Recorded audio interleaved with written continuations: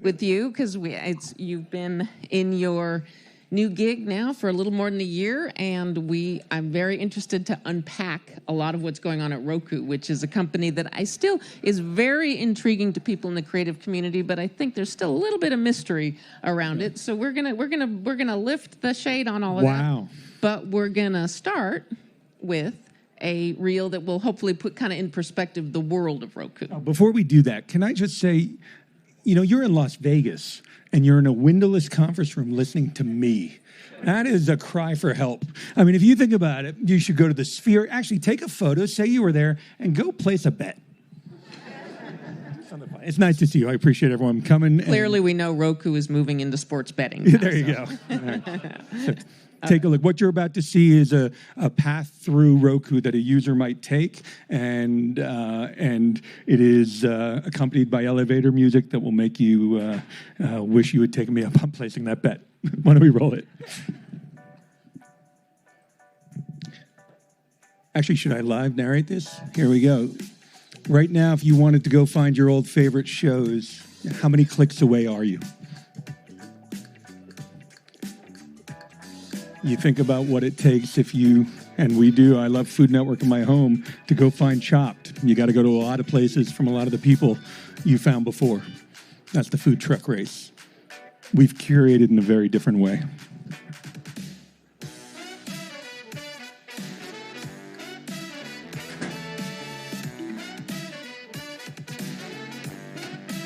So right off our home screen, you can basically find every food show ever made, all your favorites, and be suggested in really personal and meaningful ways how to not just get offers like that from an advertiser, but how to find just a click or two away your favorite shows in any genre, in this case, food. And who doesn't love food? Who doesn't love food? I found myself inside of Hot Ones because they recommended it to me, and it's kind of amazing that Hot Ones can sit beside Gordon Ramsay and all our originals, and you're super served by one interface.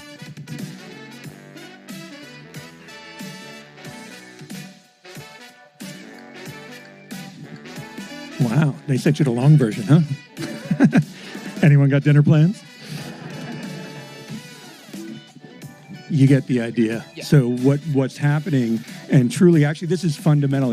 By the way, this is an entertainment summit, so I'm going to lean forward and talk to you like I'm talking to you. Forgive my back for a second, but if you think about the panel, for those of you who heard the last panel, what happens before you get to all of the opportunities that they were speaking about, either on Max or Disney or anywhere else? And the answer is, what happens before is you turn on your television, and you you come to our home screen, and Roku, I don't know that it's such a mystery, but Roku is the #1 TV operating system in the United States and in Mexico, and we're huge in Canada, and we're growing. But when I say it's huge, the scale of the platform that Anthony Wood envisioned, he's the founder. Roku, by the way, is the number 6 in Japanese. It is his 6th company. He is a visionary, and he said all TV will be streamed.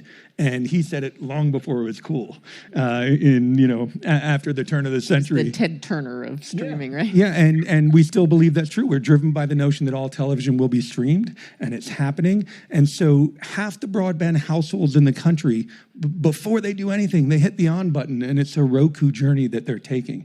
And I love experiences. I think the world is so enamored of experiences. Television, you don't just go to channel 35 anymore and find, that for me would have been MTV or ESPN. No, you turn on and you go on a streamer's journey, and we're going to host that streamer's journey. And as a programmer, I get to build the lead-in to every show that you care about, including our originals, which are terrific. Or if you love food, we're going to show you the best way to get what you want in a really delightful, simple way. And food is a good example. I'm kind of sorry that John Steinluff of Warner Brothers Discovery, because maybe not 5 years ago, but 10 years ago, you wouldn't have had that ability to have you have your own original shows, but you can also you can take out you can not only just serve, you can not only serve the channel of Food Network or Cooking Channel, which is not a Roku, which is a Warner Brothers Discovery product. You can take those channels, but you can also take individual shows and curate them. I don't have to tell you, as somebody who grew up in the cable business, that is such a paradigm shift away from how you grew up in the business, and how, because exclusivity was, obviously was one of the things that drove cable and drove broadcast. When you talk to, whether it's advertisers or creative community partners, how do you explain the opportunity? Well, I mean, I know you just talked about the opportunity, but do people get what Roku is? Oh yeah, I mean, first of all, again, if you've got almost half the country gets their television through Roku. So television, I had a client meeting this morning, and they said, "Oh my goodness, you've got all the beauty of television and all the brains of digital." And let me just specifically, that means that about half of the TV households in the country have a Roku box, or they have subscribed to a Roku. No. So Roku, you buy a Roku television or a Roku device, and that means when they turn on the television, the home screen they see is the one you saw there, and that begins their choice. Now, we may host them right into Netflix or Disney Plus, but more often than not, think about this: we did 100 billion streaming hours in the last 12 months. 100 billion streaming hours. And that means, if you think about the power for marketing, your questions were so relevant to what we do. They all talked about how, there's streaming and there's television, we're going to bring it together. And again, that's what Roku does, and we can do it for all of television. So we will drive such a significant amount of their impressions that if you look at our advertising, what's remarkable is we're proof of concept for all the people who just said how much data they have. They advertise on our platform because it works. Because if you just naturally, you've got to go through the front door to get to where you're going, and we make it a delightful, proudly ad-supported journey that helps you get to the content you want. And then in the food case, we're actually, if you're Food Network, and I love Food Network, and John's a friend, and I think Warner Brothers is a great partner of ours, we're helping build engagement for them because actually, was it Rita who said it? They need their ads to be engaged with, and it's very different now than it was on pure linear. And so we drive engagement. So this works because you see the people who have all the data putting, a lot of their investment in terms of what we call M&E on the Roku platform. Let me ask you, how do you manage, you have such a broad platform, how do you manage the cost basis of licensing all that content? Well, no, it's not licensed. If you think about it, in order to get to the show you love, and we'll talk food, you come through Roku. And so we are a distributor of their product. We have inventory in much of their product. We actually, look, if you want to know how I would have answered some of the questions, is broad reach in television is going to be planned and bought platform first. I think it should happen now, and it's happening more and more, because what you'll see is that the platforms, by definition, are bigger than the pieces. I've known you a long time. I've made a lot of original shows on different, I ran a cable network and then ran a broadcast network. And what's remarkable is the pieces, each of the apps, are by definition not going to grow in the same way the platforms will. And so you asked them at the end, what do you think of Amazon coming in? I believe if you look at the history of a lot of different media, let's take the desktop computer. There were tons of operating systems, right? And when it all came down to it, it ended up Mac versus PC, and the others were no longer there. And then you think about the computer in your life right now that is in your hand, that's your phone. I had a Windows phone. Anyone else have a Windows phone? No, I had a Windows. It was a great phone, but it wasn't purpose-built to be a phone. And so it got really expensive, I'm sure, for Microsoft to scale. I had a BlackBerry. I'm sure many of you had a BlackBerry. You get right down to today, what do you have? iOS versus Android, 2 operating systems. So the computer, well, that's not a flat screen, but a computer on your wall now, the one hanging in your living room and your bedroom, we are the number one TV operating system in America. You're the gateway that makes sense of this ever-expanding universe. Yeah, we host the experience of television. And as a creator and a programmer, the programs that my team are working on are phenomenal original programs, and we'll build a lead-in for them. But we're going to be the lead-in to most of television, if not all of television. And that is an incredibly powerful thing. You think about, I was the CEO of Fox Entertainment before this. And if you want to look at what the highest value new show is every year, look at what they put behind playoff football. Because it was true in 1960 and 70, and it's still true today. The single biggest influence on a rating of a new show on a linear service, anyway, it's the lead-in. That's it. And so and if it's football, it really helps. Well, that's the point. Why do you pay extra for NFL? Part of the reason is because then when you launch, the Fox launched Crapopolis on the back of it, a great animated series. I love it. They value it, and they put it behind football. Why did the Globes go after football last week? That is why you do it, because you have, at least for the beginning of the show, some audience will be there. If we build the lead into television, again, you don't just go to your show or channel anymore, as that very compelling video showed, but you actually get hosted through an experience, and we are the hosts of that experience. And comparing your job just 3 years ago at Fox, or just a few years ago at Fox, to what you do now at Roku, it's got to be like three-dimensional chess in terms of the pieces that you have to play with. It's awesome. Yeah. Well, the complexity of every business. Is there anyone here whose business is not more complex today than it was a year ago? We have such an amazing base from which to build. If you think about it, people are loyal to their TVs. I don't know how often you change out the flat screen on your wall, but I'm guessing it's every 7 to 10 years or so, whatever the number may be. People are not loyal to apps and shows in the same way. And I look at it and I think, how many days a month? I love the apps of all the people who are up here right before us. So they do a great job, and they're big partners of ours, and we believe in them. But I look at my own behavior and I say, I love Hulu, but I probably go to Hulu 4 or 5 days a month. And I love Netflix, but I probably go about the same there. How often do you turn on your TV? And so if you want to talk about broad reach, and actually your last question was about, someone said daily broad reach. Was that Mark? Mm-hmm. And daily broad reach is built at the platform level because you can't turn on, well, we're human. I never understand during panels when something happens in the audience, some guy let his phone ring, we all looked at it, and no one said a word. Bless you. Thank you. I hope that's not COVID and you didn't just get us all where we are. Thank you. Yeah, there was this guy in row 7, honey. That's why I can't go to dinner. Thanks, pal. Charlie, I want to talk about this. This is instructive that we could talk this much just about the interface and how it all works. But I want to, first of all, congratulations. You just won an Emmy. Yeah, a couple. The Weird Al right, exactly. Thank you very much. I can tell you, it was so exciting. I was there and I saw them when they came backstage, and the exuberance of people, that did not expect, perhaps did not expect to win, did not expect Emmy recognition. It's always nice to see in a business where a lot of people can be jaded and entitled. It was nice to see just the sheer exuberance and truly Weird Al Yankovic, right, who I grew up in. I remember all those tunes. But let me ask you on that. So you have obviously a wealth of aggregated content, yep, but you also are dabbling more and more in. I would say more than dabbling. Yes, you're also please. Doing more. That doesn't mean to make it sound like you rarely hear Emmy win and dabbling, right, in the same sentence. But how are you balancing? We have seen the last few years peak TV and its right, discontents.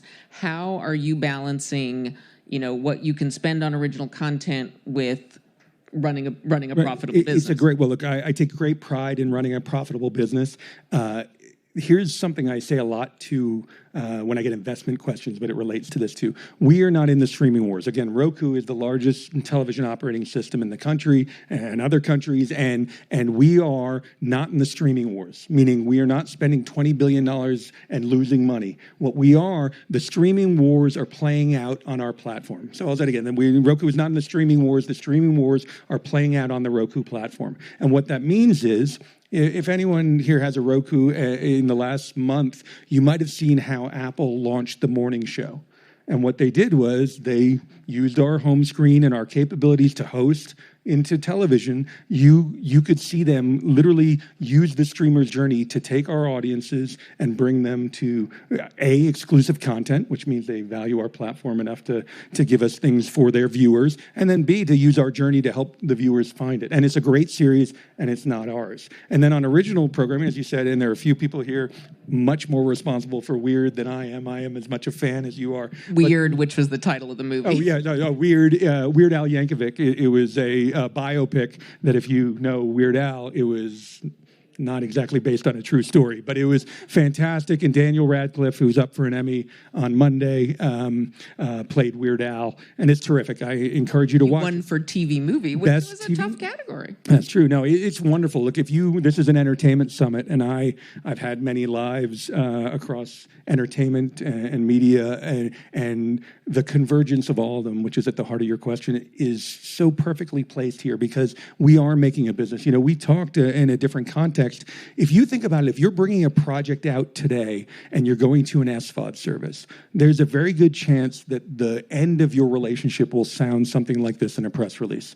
We are proud to announce the third and final season of Fill in the Blank. And as someone who has created television with some of the most visionary showrunners and now dear friends, my job is actually not to get there. The job is to get them to the point where you can see their vision to conclusion and you all feel like they got to tell their story. And for that to happen, you need to be on a platform where your goals are aligned with the creator's goals. And I don't know if there are any creatives here, but if you're pitching a show, one thing you didn't have to do during peak TV or when I was at AMC, you didn't have to come and understand the model. But because we're right, but today it would behoove you before you take what's called cost plus or some entry into a financial relationship with a platform, it would behoove you to know how they make money. Because for us, we're proudly ad supported, and if enough people watch, it will be profitable. Here's something that you won't win Emmys, but during the holidays, we work with partners to the original programming team produce some really completely engaging holiday movies. We knew what the budgets were. We had a partnership. Actually, it was sponsored. And we all went into this. Terry Hatcher starred in one of them. And they were both profitable, highly viewed. And then here's something that happens on Roku that doesn't happen if you're not a platform. No, this is crazy. The algorithm saw how popular it was and picked it up and served more ads to people who love Christmas movies. And so you can win here at the same time the platform is winning. Whereas really the SVOD model and where the bubble burst is that a lot of people were going out spending billions of dollars on content, and their model didn't grow just because people watched, because they weren't ad supported or they paid cost plus. So you saw the strike, so that the artist wasn't growing with the funding entity. And I'd like to make sure Roku actually builds things that are good for the consumer, good for the business, and then good for the partners so they bring us their passion projects. And that's going to happen more and more. How do you, because I know it can be hard with an original to kind of sprinkle in an original here or there. How do you deal with the need? You kind of need to have a volume of original programming or maybe because of the way you do it, you have so many lead that you can pick and choose. Well, here's the deal. If you turn on your television, here, go with me and say, you believe television now is an experience. It's not just you turn on your TV and go to your show or go to that network. Actually, you mentioned Food Network. In the world of cable, there was only enough bandwidth for one Food Network. So once you made basic cable, think about how easy it was to market a brand in the world of basic cable. There was only one Food Network. So guess what? Food Network, well named, was the one, or Home and Garden or ESPN. In the world of the internet, there's no bandwidth constraints. So as I showed you, our job is to, if you want to watch Hot Ones, which I did, and somehow it knew, I got to go watch the Pete Davidson episode of Hot Ones, and it was sitting next to, I was watching Next Level Chef, which is Gordon Ramsay, and it said, do you want to continue watching or do this? And so all of a sudden, it's an event for me as the viewer to go find the shows I want, and it could sit next to. We have a show coming up. We announced it today. Did you see it? You Chain Fest. It's called Chain, and it's really exciting production. Think about this in the context of what we just showed. So Chain, which is produced by a couple guys sitting over there, Davis and Kraft. BJ Novak from The Office is behind Chain. And think about this: we all have our favorite fast food chains. Imagine if they took your favorite dish from your favorite fast food chain chain and put it in the hands of a world-class chef, what would they do with it? And these guys, because pop culture is everything, it doesn't just happen on the show. Chain Fest, which you referred to, became a who's who event. So there was John Legend and Christy Teigen, and there was, Chris Pratt, and they were all sampling the dishes of Tim Hollingsworth, and who used to work at French Laundry, and he's putting, maple bacon on a donut. It's pretty great. There were a bunch of kind of secret pop-up events around LA a few years ago, and of course everybody wants to go to something you're not invited to. So then BJ, very entrepreneurial guy,